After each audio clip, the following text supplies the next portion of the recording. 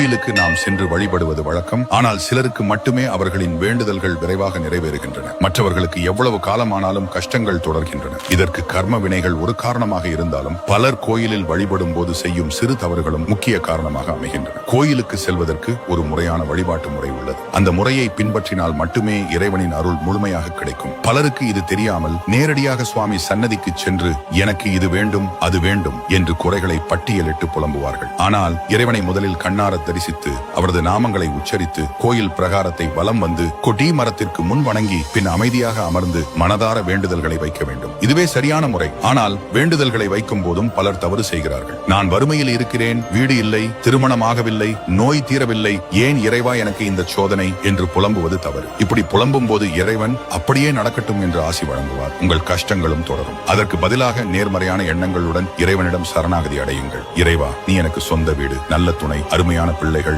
நல்ல வேலை, செல்வம் எல்லாம் தந்தருள்வாய். அடுத்த ஆண்டுக்குள் திருமணம் நடக்கும், உனது அருளால் குழந்தை பாக்கியம் கிடைக்கும், கடன்கள் அடைபடும் என்று நம்பிக்கையுடன் வேண்டுங்கள். இப்படி நேர்மறை எண்ணங்களை மனதில் பதிய வைத்து இறைவனை முழு நம்பிக்கையுடன் வணங்கினால் உங்கள் வேண்டுதல்கள் விரைவில் நிறைவேறுவதை கண்கூடாக காணலாம். இந்த முறையை பின்பற்றி இறைவனின் அருளை பெறுங்கள். உங்கள் வாழ்க்கையில் நல்ல மாற்றங்கள் நிச்சயம் நிகழும்.